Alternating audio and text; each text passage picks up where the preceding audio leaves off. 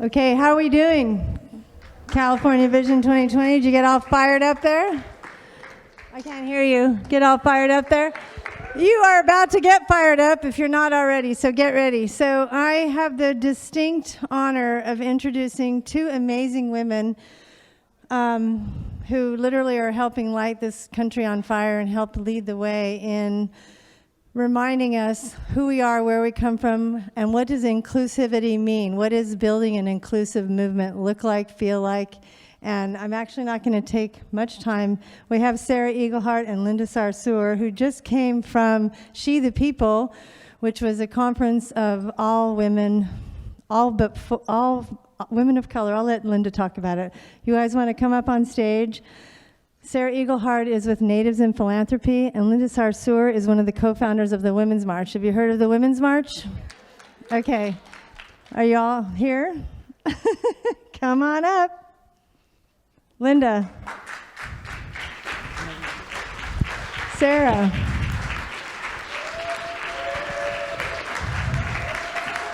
And they're going to be joined by some very special guests that we have amongst us who are also going to help light this place on fire. So to that, I'll let you all take it away to talk about what you're up to, and then you can welcome the others up. Does that sound good? All right, my sisters. You good? Yeah. It's your land. You got it. You get to go. Oh, you're going to let me go first? Okay. Apeti Washe.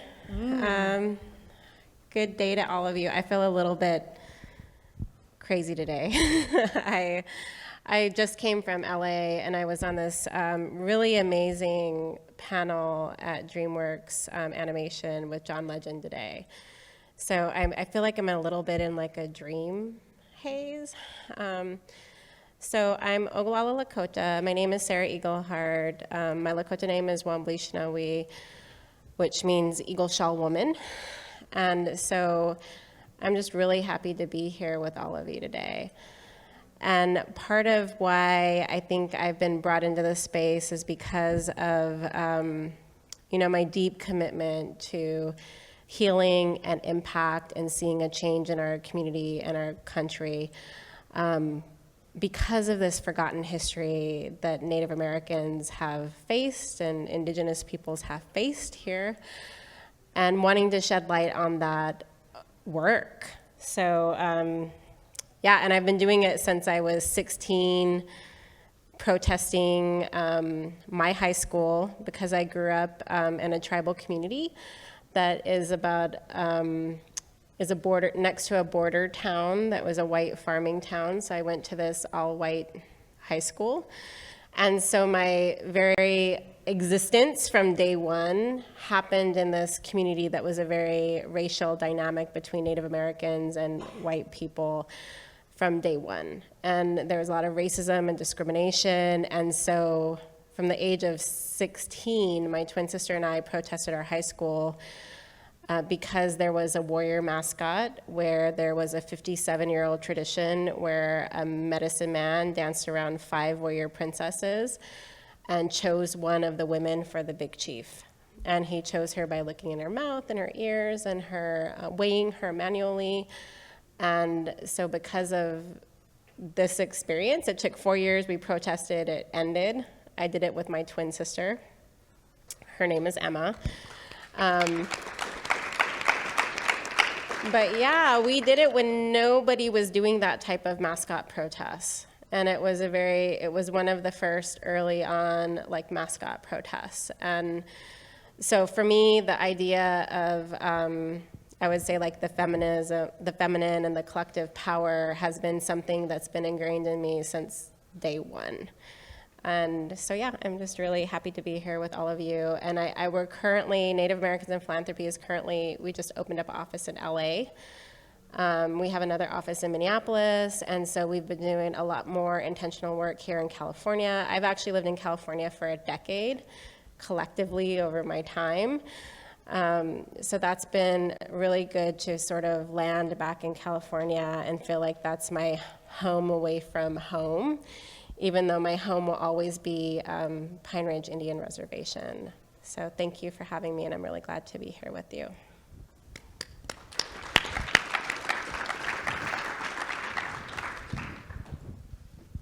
Good evening, everyone. My name is Linda Sarsour. I was one of the national co-chairs of the Women's March. I'm also the co-founder of Empower Change, which is the first Muslim-led online organizing platform. Thank you. I like that. So I saw Vision 2020, and that's why I'm here. I came to you from San Francisco, but you all know I'm from Brooklyn, New York. That's the more important part about me. And I just want to spend just a couple of minutes before we bring up some really important folks to really join us in this conversation. I think that this conversation that we continue to have is missing some really important folks. But I just want to give just a little bit of perspective, especially as you continue to think about 2020 and how we're going to shape this kind of conversation and really what needs to be done. Right now, I'm pretty laser focused. I know everybody is all about let's vote in November, and that's important, and I want everybody to vote. Your mom, your grandma, everybody. But I'm laser focused right now on this Brett Kavanaugh nomination. And the thing that I need, and I struggle with this, and to trying to understand, like, where is the actual real uproar in America? Where is the actual resistance right now? Because right now, what's about to happen, if Brett Kavanaugh is nominated to the Supreme Court, we have lost the Supreme Court for the next 40 years. And Brett Kavanaugh and his friends on the Supreme Court are going to roll back all types of stuff. I know a lot of white women are all about the abortions, I get it. But it's much more than just women's reproductive rights, immigrant rights, rights around native and tribal land, environmental issues, voter rights. I mean, these are rights that people literally shed blood on the streets of the United States of America for us to have. And Brett Kavanaugh and his friends are ready to take us back at least 50 years. So September 12th was the first day of the hearings, and I went into that hearing room, and I was the first protester to stand up and say, this is a travesty of justice and a mockery of our democracy. And I say that to say that the moment that we're in right now, this is how I look at it. I have two daughters, a 17-year-old and a 14-year-old, and a son who's 19 years old.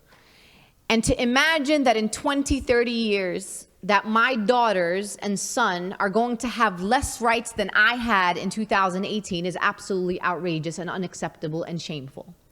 And I'm waiting to see this uproar of the American people all standing up and saying, not on our watch, we're not going to let this happen. Brett Kavanaugh shouldn't have been nominated in the first place, because I don't believe that a president who's under federal investigation should have the right or the privilege to be nominating people to the Supreme Court. But maybe I'm just crazy. Maybe that's just me.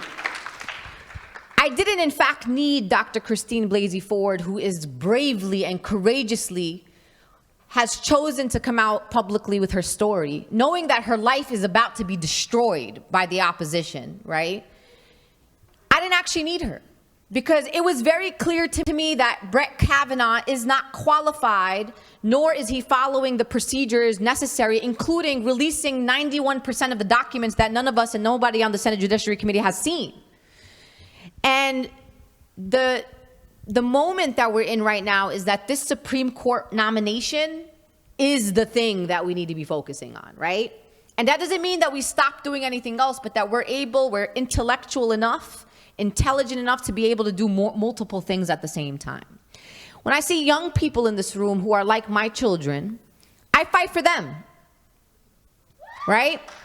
They are going to ask us, 20 years from now, where in the hell were you when our rights were rolled back? And that's kind of where I'm at right now. But what I'll say, just to kind of wrap this up a little bit, is that's where my mind is right now.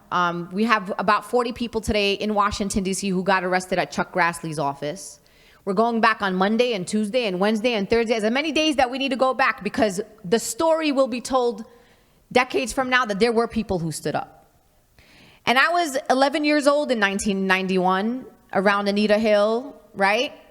I was young, I had no idea what was going on, but you damn sure well know that I'm 38 years old right now, and I'm not about to allow another Anita Hill moment happen on my watch. And I hope that you're not going to allow another Anita Hill happen on your watch. As we go into elections, and people talk about elections a lot, I love it, we win, all that great stuff. But then what happens after people win? That's the part we always miss out on. You get people in, you're like, oh my God, we got more women. Oh Lord, we got more people of color. This is amazing.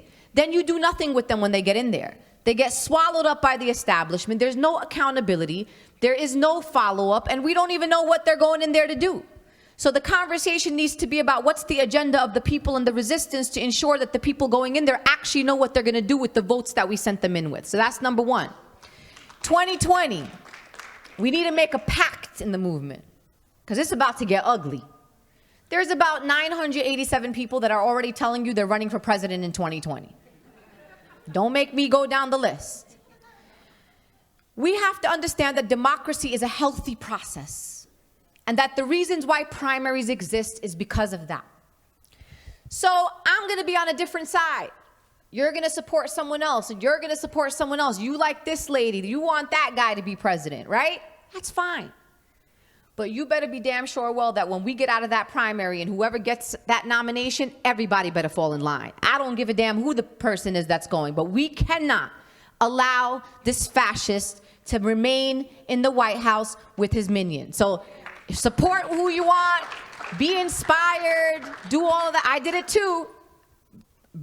You know, you already know where I was in 2016. You know, and I might be there again in 2020, just putting that out there. Just Bernie Sanders, just say the word. But what I'm saying is that we really need to understand that what's happening in the movement and some of the challenges that we're having is that there's this idea that we have to be united and that unity means uniformity. It does not mean uniformity. We don't come from the same places. We didn't grow up the same way. Not all issues impact us the same way. We won't always support the same pieces of legislation nor the same people in office. But guess what? At the end of the day, if we're all working for a country and a society that treats us all with dignity and respect, I think we're all going to get along, right? But this idea that we're not going to always agree, and if you're at a table with people that you don't agree with, it is actually okay. It really is not the end of the world to be sitting with people and say, you know what, we agree on these 8 issues, but this particular issue, we're just not gonna agree, and we're gonna respectfully say that we're just not gonna agree. And I say that as someone who agrees with 99% of the things that other people agree with, except I found myself in the movement disagreeing with things on things like foreign policy. Like we're not gonna agree, and we're not gonna end the Israeli-Palestinian conflict. Let's just agree that some of us are not going to agree on that issue. Guess what? The world doesn't end.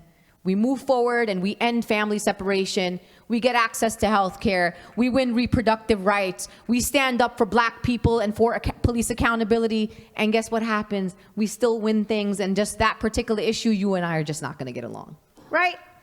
So I want to bring up some really important people because this means a lot to me. Jasmine, do you want to bring up our friends? There's another problem that's happening, and that's happened for a long time in the movement. There was a time in the movement where I was a young person, and I fought myself to the adult table. And I don't think I had to fight, because I had a lot to offer the adults, but the adults didn't think I had a lot to offer. Now I am an adult, and my role is to advocate to bring youth to the table. No more youth conferences, youth get the little corner, rent them another room so they have their own conversation. We need youth right now. 16-year-olds, guess what? In 2020, they're going to be 18 years old, and they're going to be one of the largest voter blocks in America, and they're going to save us all.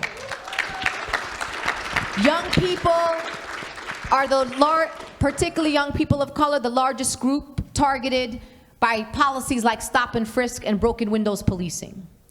Young people who understand what needs to be reformed in our education system, because guess what? You've probably been out of school for a really long time, so you probably don't know what needs to be done in our education system. Young people have a lot to offer us, but what we've done is we've marginalized them in the movements. We haven't been able to center them in an important way. And for me, my role in this movement is to do 2 things: center people of color and young people.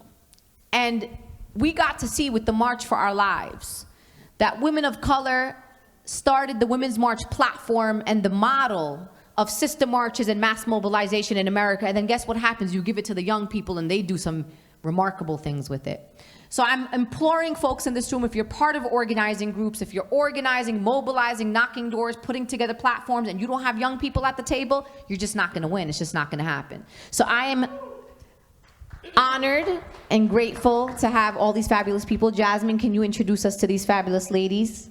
Yes, thank you, Sarah, and thank you, Linda. I think what a time to have such a wonderful conversation.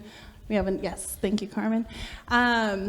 First of all, I got to start off with one of my, Fannie Lou Hamer.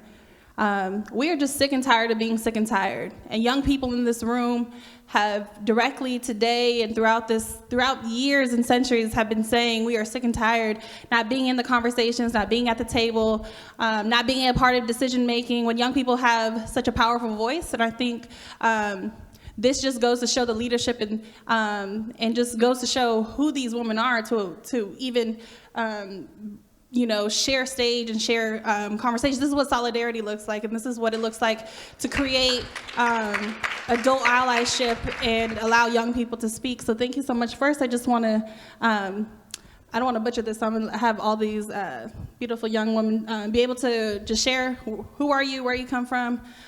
They're doing wonderful work up and down the state with organizations in their indigenous school, the only one in the state of California that we heard.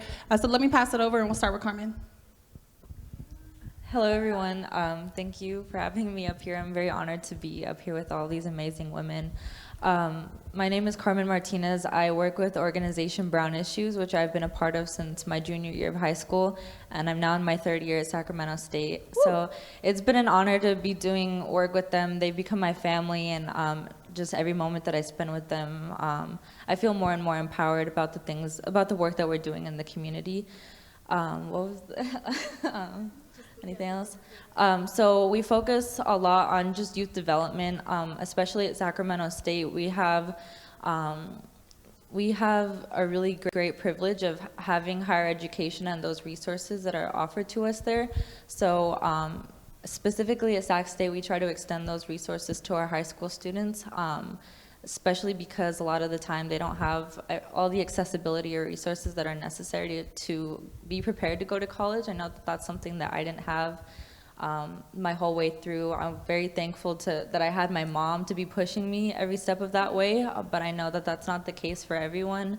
And if you don't have that extra support in school and people that look like you, people that care about you, telling you that you can, make change happen in your community, so we act as those agents, and I think that it definitely has shown to work out very well.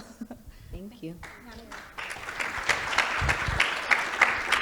So, good evening, everybody. My name is Natalie Purramos. I am Maya Mexica.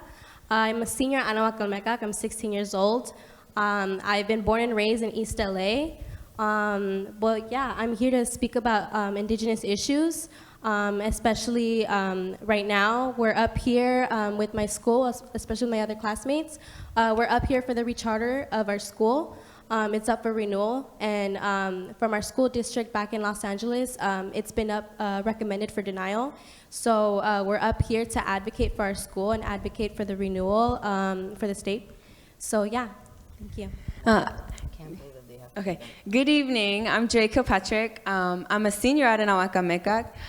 Just a little bit of background. I'm Afro-Mexica, so I am an indigenous person, not only to Mexico, but to Africa. A little background about Anahuac Calmecac. It's the first IB charter school in East LA. It's also autonomous as being, being able to take control of their own education. At our school, a lot of the indigenous perspective is put into our high school curriculum. So learning about not only the history of America, but the way that it affects indigenous peoples here in America, and what they call America, but a lot of people refer to it as Turtle Island. Mm-hmm. And not only the people here, but Aboriginals in Australia and Africans from Africa, just learning what our relationship is within each other, but also the impact of those connections.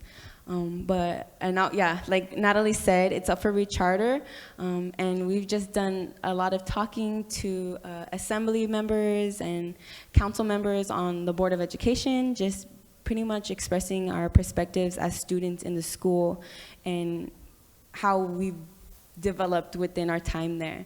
So. I mean,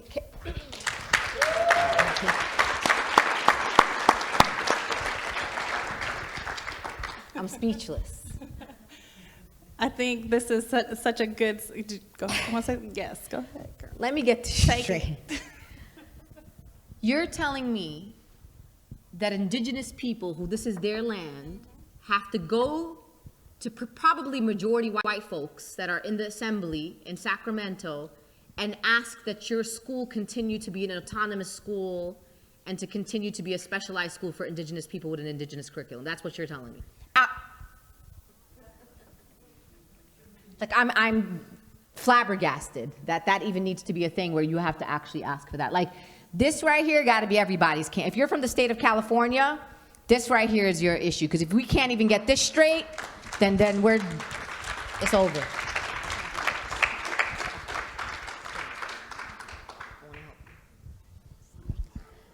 Well, and I would also I have to just point out that the problem here is that there is no curriculum for Indigenous history. There hasn't been. I mean, America was founded on the doctrine of discovery, the inherent right to conquer and rule a people. That's manifest destiny. And it wasn't even until 2009 when the first church, the Episcopal Church, where I actually used to work for, repudiated the doctrine of discovery. So we're very, very new to America, just recognizing the history. And I think where Linda and I actually, we very much agree on this is that I spent a lot of time in my past job, because I was on the staff of the presiding bishop of the Episcopal Church, Catherine Jeffers Shorey.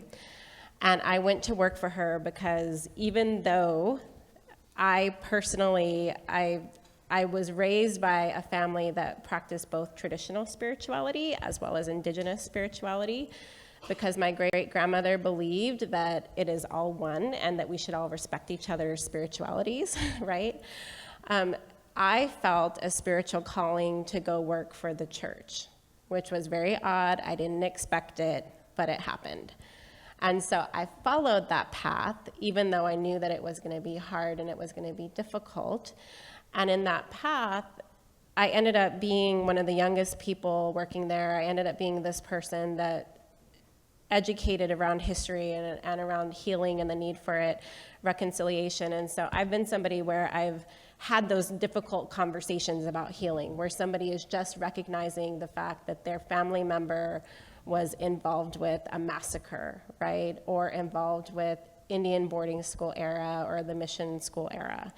And those conversations, as difficult as they are, have to happen, because that history cannot be forgotten. And you have to remember that a lot of the propaganda in the U.S. has been built around this colonial history. I mean, this land is your land, this land is my land, right?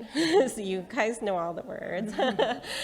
And so the fact that this is a part of our history, was all propaganda as a way to take the land. And so part of my work that I do with Native Americans in philanthropy is responding to the philanthropic funding and investment power to say, okay, help us achieve equity, minimum. But also with achieving equity, also understand that there's this history that you were responsible to know. And I'm sorry it wasn't included in your school book, but we can make that change, right? We can make that correction.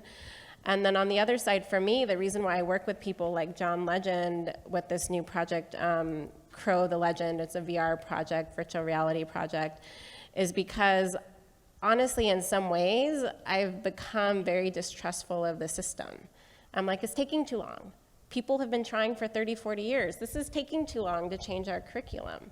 So if I can go through social media, I can work with an influencer who with like one tweet or one project can really change the perspective and really honor and value Indigenous worldview, then that's what I need to do. That's where I need to go. That's what I need to do to make that happen.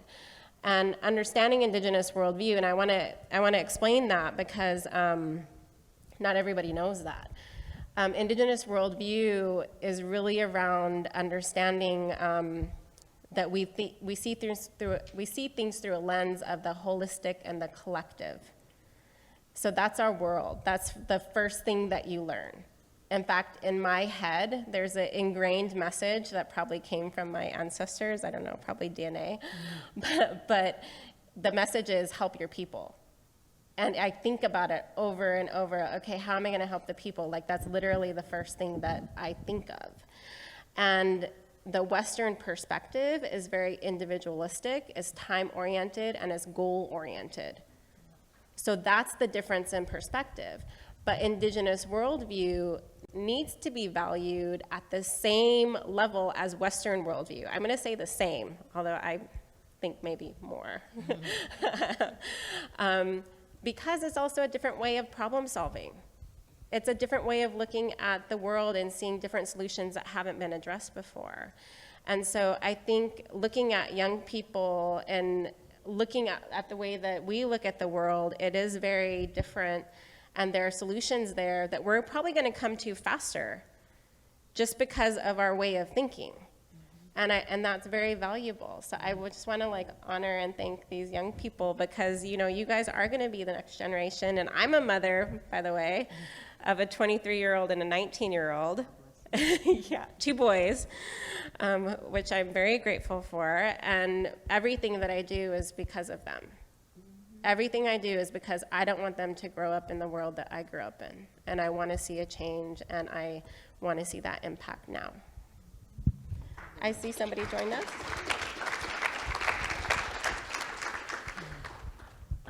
Hello, my name is Jermaine Bullard, and I'm with Music Changing Lives.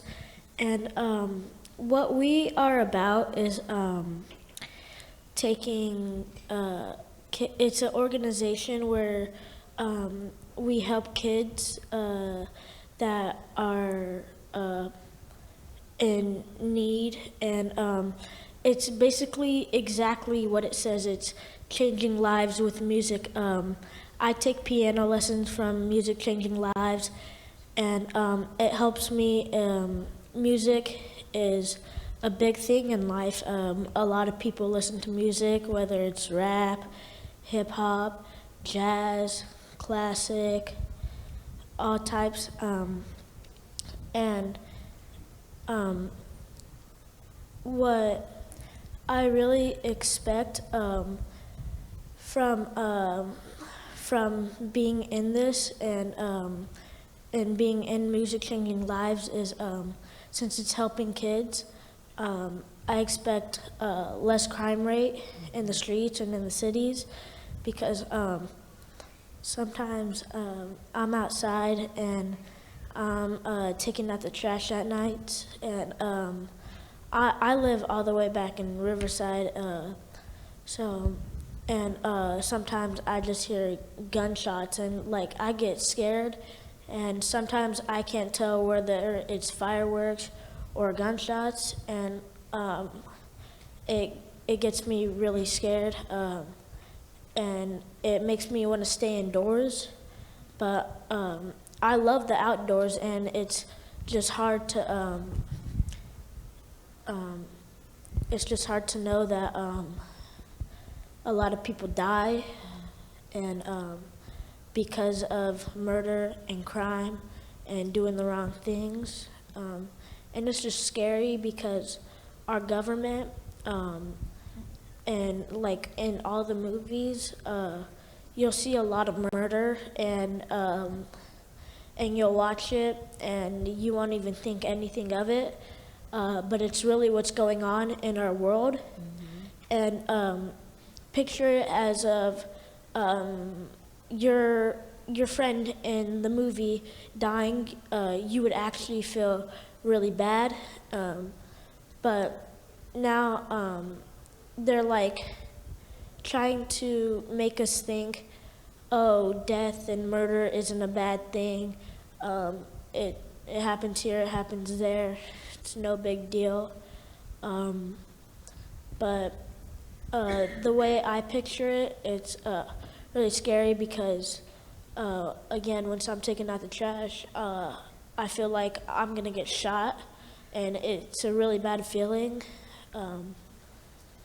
And Music Changing Lives, I feel protected from it. It's changing my life, And yeah. Thank you. Thank you for sharing.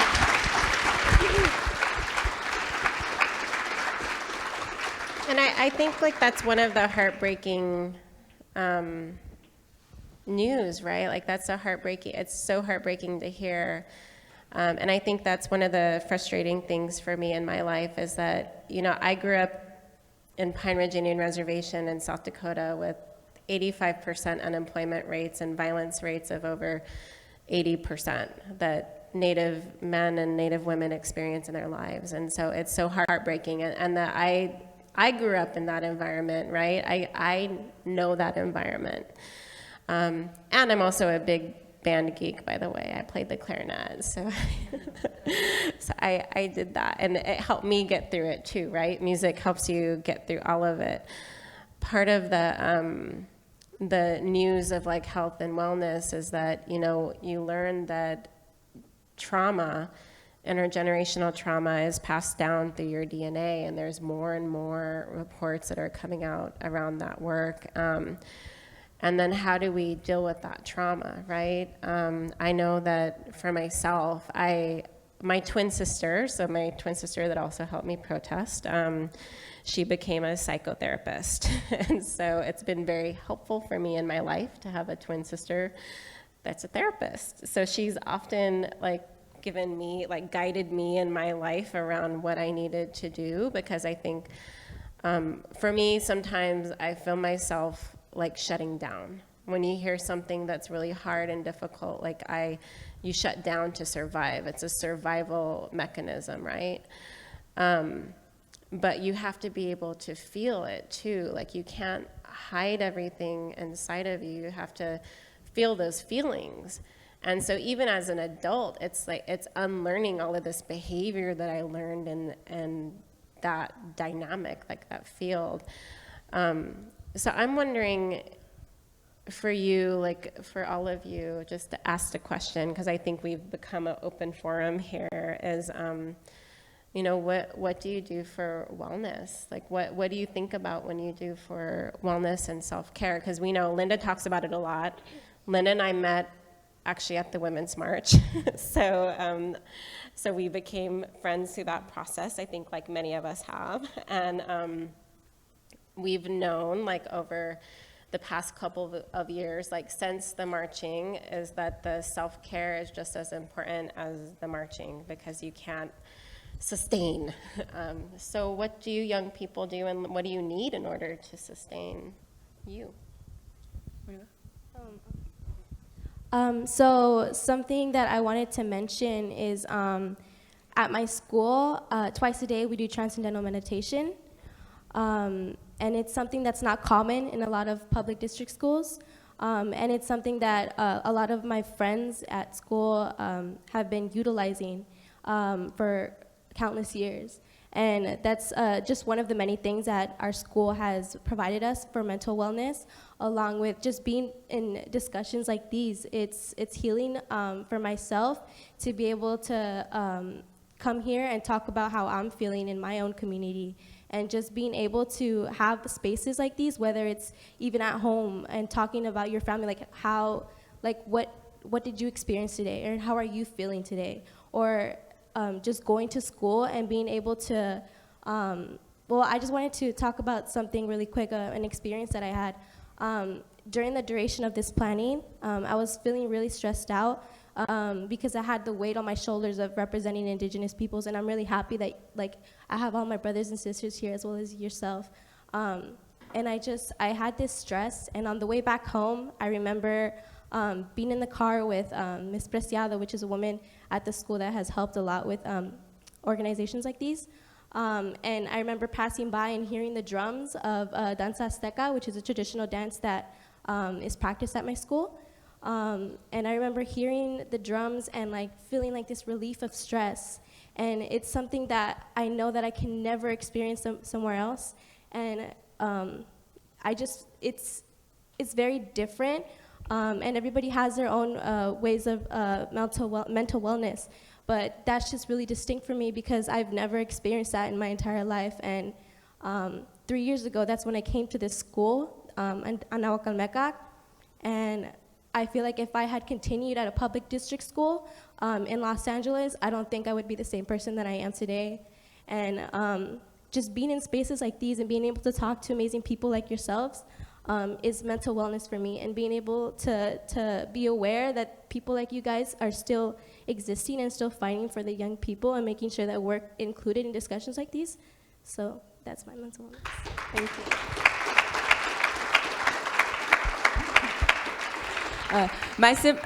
My experience is similar to Natalie's. I've been at Semillas or Anahuac Cameca since I was in 3rd grade, and the way that I found grounding is within my culture. I think it's really important to know who you're talking about when you ask about mental wellness, because like Natalie said, it's different for everyone. For me, being able to practice danza azteca and just do that rigorous activity, it's not only an activity, but it's a way of connecting to our ancestors and making them proud.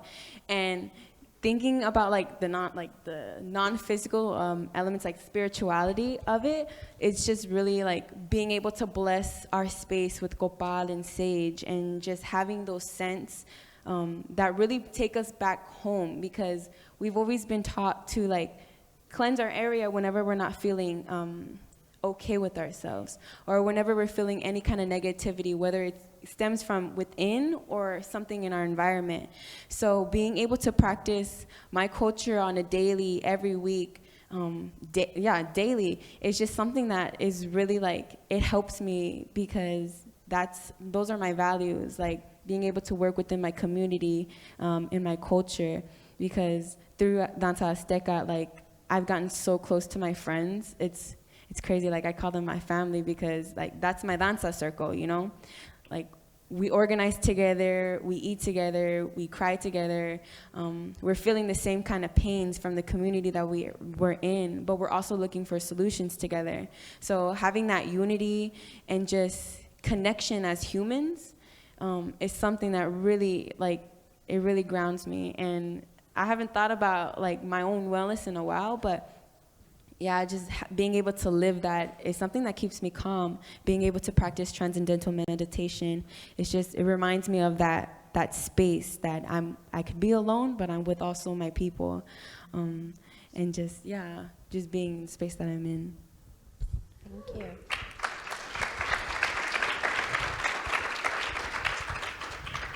I think that everything that they mentioned about, healing and how important these programs are just really emphasizes how important it is to have these programs for young people, to have these specialized education systems for young people like this, because clearly it makes such a big impact on the lives and the way that we identify ourselves and the way that we see our community. I think how important it is to have programs for youth, whether it's an after-school program, whether it's something like music changing lives or brown issues, just how much it's able to provide support for these students and shape their lives now and for the future is huge. I think that a lot of us know what it's like and how things go when you don't have any type of support in your life. Seeing myself in this position and everyone else on this panel, I can't help but reflect on the community that I come from and all of my family and all of my neighbors that I grew up with. There is nothing like that in the community that I come from in South Sacramento. There is no hope for change. Things have been the same for so long when it comes to drug abuse, when it comes to gang violence, and it's just a cycle, and nobody's there to tell them that there's something else for them, and there's nobody to tell them that you can turn this pain and this struggle into power. And when you have programs like this where you're uplifting very young youth who see the issues that are going on in their community, and they see they're afraid that they can't tell the difference between gunshots and fireworks. That's a problem, and a lot of our youth from these communities deal with a lot of trauma on a day-to-day basis. You go home to a certain environment, whether, there's domestic violence within your home or there's gang violence in your streets, it's all around you, and you internalize all of that, and you identify that lifestyle with yourself and your future. So what are you supposed to think or do or believe for yourself if that's all you know in your life? And unless you have a youth program like this that shows you how to turn your pain into power and how to heal those things so that you can heal other people in your community and lift them up with you, to me, that's the most healing thing that I've ever experienced. And whenever I'm with Brown Issues, whenever I'm surrounded by, like today, like these youth that I've met, I just met a lot of them today. It's the most empowering and healing thing for me to see that these things are working and that this is our present and that this is our future. This is the vision for California. If you don't have these youth programs, if you're not investing in youth, then like you're not envisioning the future. These things are so necessary. It's necessary for healing. It's necessary for the growth of our communities. If anything's gonna change, you have to begin with investing in youth. Like, if anything that you want to happen, any idea, any vision that you have for the future, all of it can happen if you invest in young people, especially underserved youth from communities that are never tapped into. If you tap into these youth and tell them, and you show them what they can do and just tell them that you believe in them, that makes the world of a difference. Just the fact that I was in a school where Brown Issues was at changed my entire life. If I had gone to the schools in my neighborhood, my life would have been completely different. There's not a single person in my family that has graduated from college or hasn't had drug problems or hasn't been incarcerated. So if I were to stay in that and I didn't have any youth programs like that, I wouldn't be on this stage today. I wouldn't even be thinking this way. Maybe to an extent, but I don't think that I would understand how to turn my pain into power. And I don't think that I would understand how important it is for me to be in youth spaces and encourage other youth like myself. My goal is to become an educator, to be a teacher, and I think that for me, that's the most powerful way that I can, heal youth that are from communities like my own. And I think that just goes back to show all of us how important it is to have these indigenous schools, to have programs like Music Changing Lives, to have Brown Issues, to have any youth program that is just for uplifting youth, really. I think that's the most healing thing for our communities. Thank you. I just want to triple that because I honestly am a product of a youth program on my reservation, and it was a program that happened for about 2-3 years, and I think they ran out of funding. But part of what they did was they gathered up there was probably a dozen young people from different communities on the reservation, and they taught us leadership values from a Lakota perspective, from our tribal perspective, and then we were mentors to younger people. And so that taught us leadership from a very young age. This was probably 8th grade, 9th grade or so, around that age. And I know that had I not had my value system reinforced by mentors who were social workers, who were counselors, I don't know that I would be where I am today because of that. So I do think that culture is healing, and I think that that's something that America struggles with, right? Because I think that because our worldview and our culture hasn't been shared in mainstream media, if you Google Native American, you'll probably find a really old picture from the 1800s of somebody that died, like an old chief. And so then you have our young people, kindergartners, and I have this story from a friend of mine who's Crow, and she lives in Colorado, and she's a lawyer. She's this brilliant, amazing lawyer, and she has this cute little kid with braids, and he was in kindergarten and was asked by a white child and said, "Okay, what are you?" He asked this other kindergartner, and he said, "Oh, I'm Crow. I'm Absolute. I'm from Montana." And he's like, I'm Indian, I'm Native American. And the other child said to him, "No, you're not. Indians are all dead." And yeah, I mean, you guys act shocked, but this is kind of the daily life, right? That the kids are really looking for, that they don't have that validation. Like, we don't see ourselves represented in media. So because we're not represented and we don't have those role models, then this is how this passes down to even our own children, and how we can really honor them and honor the future generations to come is really because we need to change that. So I'm sorry, you had something to say? You joined us? Yakuyeme Santa Mana Angelina Hinojosa, and I kind of wanted to reflect on what you guys were saying about, power and, just being a dansante. That's kind of what mostly caught my attention because growing up, I kind of always, danced dansante, and like when I was little, I didn't really know much of the meaning, and I just got out there to dance. But growing up, going through school, having hard times and stuff, it kind of started realizing and catching my attention how like powerful the dance is. And not only dancing for me, it's also like if I'm in a bad mood, I could like sage. I was grow up and I was taught that like if you feel like there's a bad presence or you feel lonely or anything, you always sage, or you can always talk to an elder. And we very well respect our elders.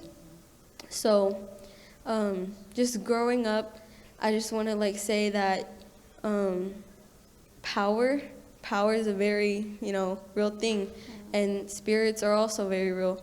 So you just got to be careful, And back to the dansante thing, we also got to learn that this stuff also came from like ancestors and people before us, and that's what we have to realize too. And that stuff has not been being taught in schools, and growing up in Sacramento, that hasn't been taught, and that's been a big thing for me because when I'm in history and I'm getting taught the wrong facts and I have my perspective on things, I get sent to the office because I'm arguing with the teacher. And really, when I'm giving my own opinion and it's not welcome to the classroom, I feel kind of left out, So I just want to touch a subject on education and the way we're being taught, which is wrong. And I feel like I've been to conferences before and I brought this stuff up, but it kind of been pushed aside. And like for me, that's kind of like, okay, well, no one's agreeing with me. Should I bring this up again? So I kind of want to be heard more, and relate with some people and actually be heard with all this history that we're being taught that's fake. And I feel like we should be taught what's right and who our elders were and who our ancestors were and what really happened. So I kind of just wanted to say that up here and, the real meaning of power and history about it. So Thank you. So, Jasmine, can I ask a question? Are you guys cool? Yeah, Linda? and I have one question that we Oh, do of want to get course. to, and then how about let us finish this and we'll end with you. Does that work? Or do you want to ask it now? Let me just ask it, and if you can Okay. include it in what you're doing or not, is fine. You Okay. you do what works for you. The question actually was exactly, is there, in these next couple of days, is there something that you can ask for and what you want from the group here? Because this is about intersectional feminism and collective power, and without you all and the youth that have been working on bringing this message over the last few months and years, we need to hear it, and we need to know how can we interact and what would you want? That's a question. Before we do that, let me just have all the young people in the room stand up, please. Everybody, give it up for them. This is our future. We are talking about woman, culture, future, intersectionality, collective power, and this is what it looks like. All these young people who are in the room, all these stories, let me just say that we see you, we hear you, and thank you for being here. Thank y'all. And then I definitely want to include in this question, I think as we're talking about our future and education, I think one of the questions posed earlier was, why are you being denied access to rechartering, and I think one of the question for us is like how can maybe Linda or Sarah or folks in the room rally behind you all, and then maybe we have time to answer Laura's question as well, if that's okay. Do you know why there's potential denial? We don't know, as students, we don't know a direct answer for that, but what I can assume is that our beliefs and values don't really correlate to what LAUSD wants in every public school. Our directors really force NAWA, not force, they really, they include NAWA in a lot of what we do, and they don't like what we call colonization. No, colonizers like languages, like not Spanish, but French, Portuguese, or things like that, like other foreign languages. Not necessarily that we don't want to learn them, it's just there is a priority to learn who we are first before learning any other culture.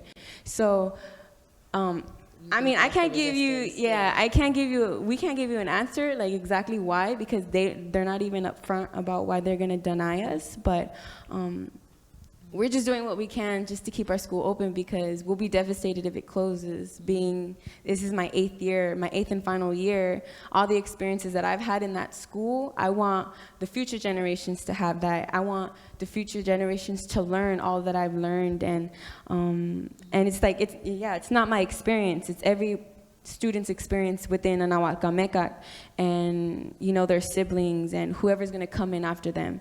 So, I mean, yeah. What Jure is saying, we don't really know for sure what exactly is the reason, but what we do know is this has happened before. Before this renewal charter, we also got denied and we had to go to the state. If anyone can support, it would be much value to our school, especially because I have a 6-year-old little brother and a 15-year-old little brother that attend the school as well.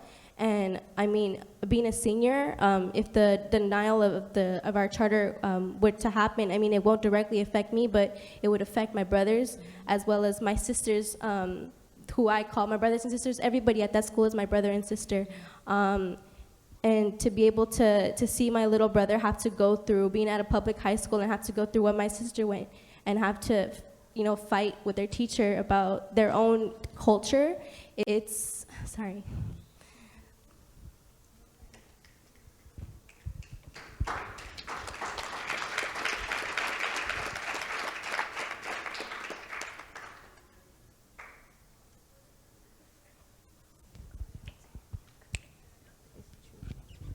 Well, yeah, it's facts, like. And I'm just like one of the many other kids at my school who, like, I've only been at the school for 3 years. Sorry. I've only been at the school for 3 years, and I mean, it's only affected me. I mean, I'm crying right now because I don't want to see my school shut down. And I mean, I have like brothers and sisters that have attended the school for their whole lives. And to be able to, I mean, a lot of kids that attend high schools, like public district schools, like people like your age, you can probably drive down and see your high school still. Mm-hmm. Sorry. And it just hurts me to be able to, in a couple years, drive down and not see my school there.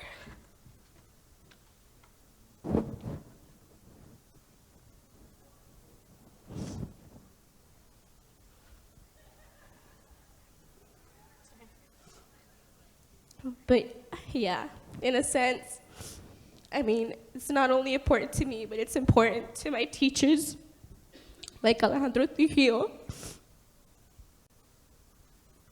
who has worked so hard to be here and has sacrificed so much.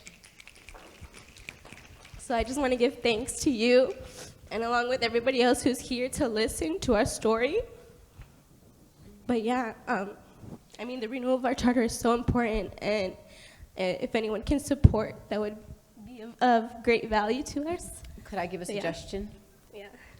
because I'm an organizer, so my organizer mind is on now, because they messing with the wrong people. I am making a suggestion to Vision 2020 in this convening that there be some small working group that joins these young people. This should not be a fight that California should be having right now. I'm actually pretty flabbergasted that these kids even are having to literally put their trauma on display, whether it be in this room or going to visit their assembly members. So I'm suggesting that there be a convening where that you all lead with your teacher that's here at this convening. Maybe we can get them a room, a time, maybe people want to give a working lunch or something. Because I know some of you in this room, there are resources in this room. There are political connections in this room. There are people here with a lot of, with a platform that can be utilized. And if in this moment, this is a very small fight that doesn't need to happen. And we have much bigger fights that we need to have. And I want to say to you that I am committed to using my platform, to calling every person that I can find in the state of California, to call. You tell me who to call. You tell me whose office I need to go to. Influencers, whatever we got to do, because we have a responsibility to you. And I just want to say this to the young people in this room, that I'm going to give you some advice also. And you are powerful, young brother. And I want you to know that we're responsible for you, that it is a shame that you can go outside of your home and not feel safe to be on the streets of your community. That's our problem. That's not his problem. That's our problem. So we got to get this straight. And I want you to take some leadership from these young people here. When you feel like something's not right and the adults are not doing what they need to do, guess what you need to do? You need to tell the adults they're not doing what they need to do. Because we've been taught oftentimes that we're not to speak up to the adults. I'm not saying to disrespect adults, but sometimes I'm not perfect either. Sometimes I'm working on something and you need to get my attention and say, you know what you're doing is really important, but this is also very important right now. And even to make it even more deep, take it even a deeper level for me right now. I've actually never been on a stage with this many indigenous people, which is shameful, right? I might have been on the stage with Sarah, maybe another indigenous lady, 2 maybe. Might have put 4, do a little opening ceremony. But to sit and have a conversation with this many indigenous people at once, and for them, majority of them to be young people, this is unprecedented, which is actually very shameful to say that this is unprecedented. This is a conversation that needs to happen everywhere. But I want to say to you and all the young people, you got to speak up. You got to tell us when we're not doing the right thing, when you don't think we're focusing on the right thing, because you need to be safe. You need to be seen. You need to be heard. Because if we're not listening to you, then I don't know what the hell I'm doing out here. So whatever you need to happen, I'm not going to actually be here tomorrow, but I'm like everywhere, even when I'm not there. So I'm going to give you my number, and I hope other people are starting to think about what they have to offer in this situation, right? Figure out who the school is. There's another adult in the room who's a teacher here. Do we need to get people to sign a petition? Y'all are in Sacramento. It's Friday. Get over to the Hill. Do it direct. Today's Thursday? So tomorrow's going to be Friday. At least I would do this. I know Laura's going to think I'm crazy. I would march you all up to Capitol Hill tomorrow and stand with these kids in solidarity, even if it's 20 minutes. Literally, that's what I would do. I would go to the Capitol and say, we took a break to make sure that you all know that we're standing with these young people, because these young people need to be taken seriously. And I'll tell you right now, I don't know what we're going to do. Whatever we got to do, your school's not shutting down. I don't give a damn. And if we got to chain ourselves to the door of yours, if I have to chain myself to your school, if that's the only way, I am telling you right now, I'm saying it in public, on the record, record me, I will chain myself to your school, because your school's not shutting down. I'm telling you right now. So hopefully, y'all stand up and do something for these young people. That's right. I think we need more people to stand in agreement with that. If you are standing in agreement with that, we're going to walk over there, stand up,